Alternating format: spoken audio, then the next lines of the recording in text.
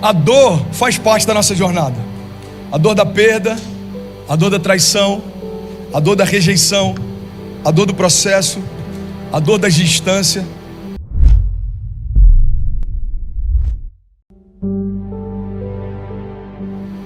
A grande questão não é se nós vamos sentir dor, a pergunta é o que nós estamos aprendendo em meio a ela. Porque a dor é algo que conecta toda a criação.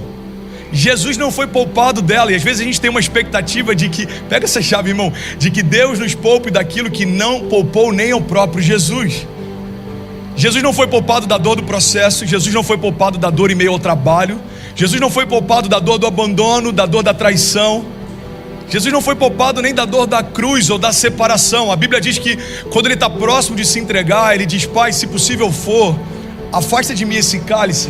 O que eu quero compartilhar com você é que a maior dor que Jesus sentiu não foi da traição de Judas, não foi dos espinhos colocados sobre a sua cabeça, muito menos dos cravos colocados sobre as suas mãos e pés. A dor que fez com que Jesus pedisse para que, se fosse possível, o Pai separasse dele, era a dor da separação. Se a dor que fez com que Jesus tivesse temor e medo, a Bíblia diz que ele sentiu uma angústia mortal a ponto de transpirar sangue.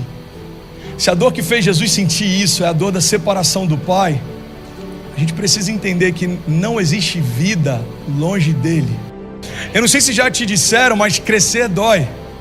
Os sociólogos têm chamado a nossa geração de geração Peter Pan, uma geração que vive na terra do nunca e que está o tempo inteiro buscando conforto.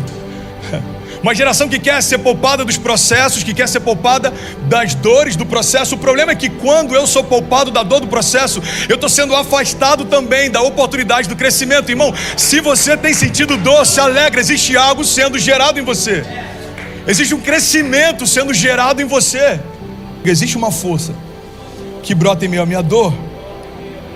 Tem muita gente desistindo, irmão, dos processos, porque se esqueceu do propósito.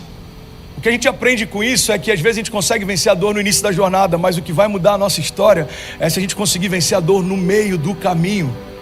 A dor não é um problema, o problema é viver algo vazio. A dor é um ótimo servo, ela serve você para que você seja cauteloso, mas ela é um péssimo mestre, porque ela vai definir quais são os seus limites e até onde você pode ir. Vamos ser sinceros, irmão, olha para mim, quantas coisas você teria deixado de viver se você tivesse parado quando algo começou a doer. Que é muito melhor a dor do crescimento do que a dor da atrofia. Irmão, eu prefiro doer, sentir dor porque estou crescendo, do que sentir dor porque parei de crescer. Você está comigo?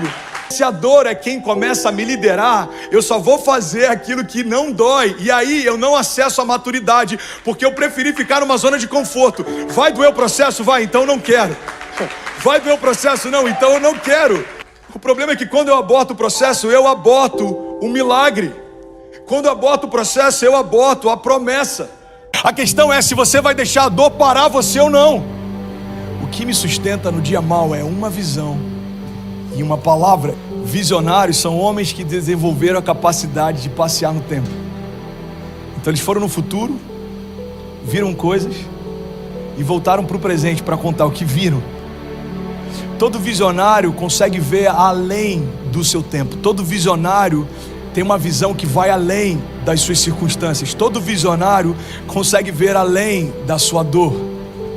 Porque tinha dor na construção da arca, mas existia uma visão que fazia com que Noé não parasse. Tinha dor durante a jornada de Pedro, em meio a cativeiros e prisões, mas existia uma visão que fazia com que ele suportasse a sua dor. Você está num trabalho que você não faz o que você gostaria de fazer, você não está descansando como você gostaria de descansar, mas quando você lembra da sua família, você continua fazendo o que tem que ser feito. Porque a visão da sua família e do propósito pelo qual você faz o que faz é o que sustenta você no meio do processo. Irmão, se eu me esquecer da visão que Deus me deu para fazer o que eu faço, no primeiro combate, no primeiro conflito, eu paro de fazer o que eu estou fazendo. Eu entendo que o meu problema não é sentir dor no meio da jornada. O meu problema é gastar a única vida que eu tenho para não construir nada que vai falar comigo na eternidade. Você foi criado para criar algo eterno. E é por isso que se você gastar toda a sua vida com coisas que só terminam em você, você pode ter sucesso segundo os critérios dos homens, mas você vai se sentir vazio dentro de si.